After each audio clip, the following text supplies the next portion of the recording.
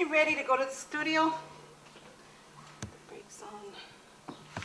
Here we go on the count of 3, okay? 1, 2, 3. Look how beautiful this one is. It's so beautiful. Look how pretty the color in the. There's one down here. We can see if we can get a scent off this one.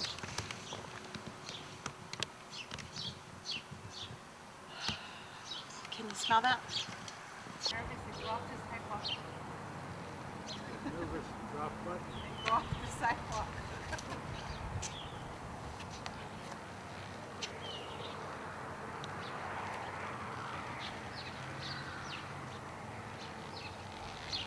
Pose.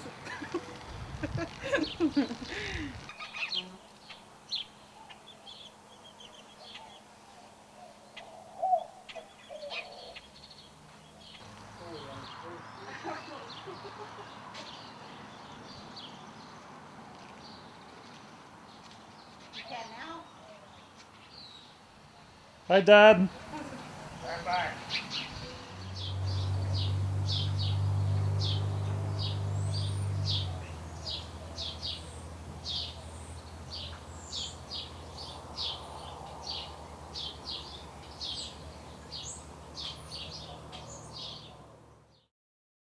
I understand I was born.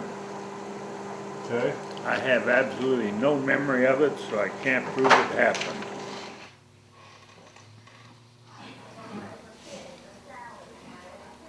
We ended up in Tulsa, Oklahoma, and I believe the date was 21, but it may have been 1920. What I remember of that trip is, as we came into Tulsa, there was a pall of smoke all over town. I asked Dad what it was. He said, oh, they had the race riot here the other day. That's my earliest memory that I can say I.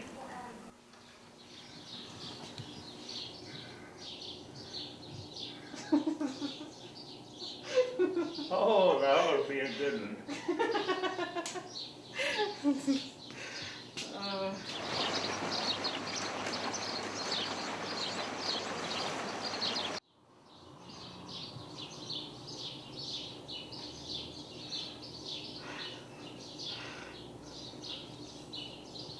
So tell me something, Dad. What? Tell me something. Tell you something? Yeah. Oh, it's a lovely day, isn't it?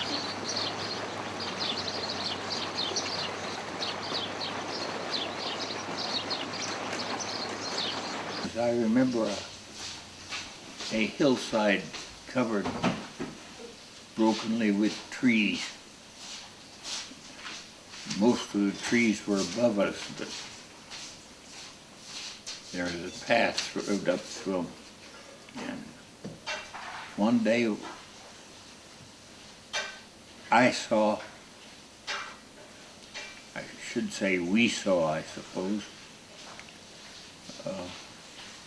a man and a woman alone in a car coming down from there. And I had no idea of the meaning of that. I remember questioning, what goes on here? What do they do here? Oh, come to the church in the wildwood. Oh, the little brown church in the dell. Oh, come, come, come. And there was a man in the congregation who had a real basso profundo that I just loved. And he would sing, come, come, come, come, all the way through it. So how did you become such a non-believer from having that background? Well, background isn't foreground. And I think probably about the time I was 14 or 15, I started thinking for myself. I remember one Halloween, some Frankish boys took a buggy apart and put it on top of the church in the middle of the night. And next day being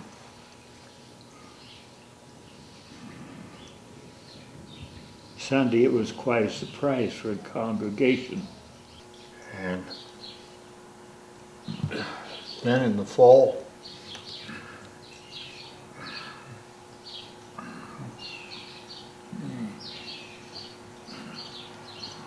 Which reminds me of the old man from the Ritz.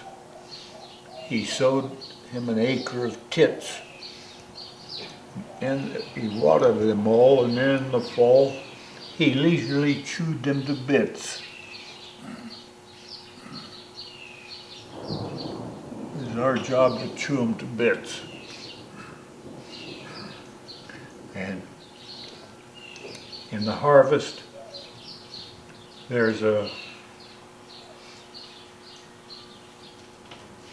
it's similar to a plow, but it's got two shares instead of one, parallel shares, one throwing dirt up to the right, one throwing it up to the left.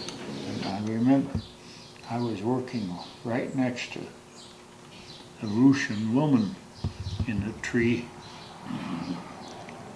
and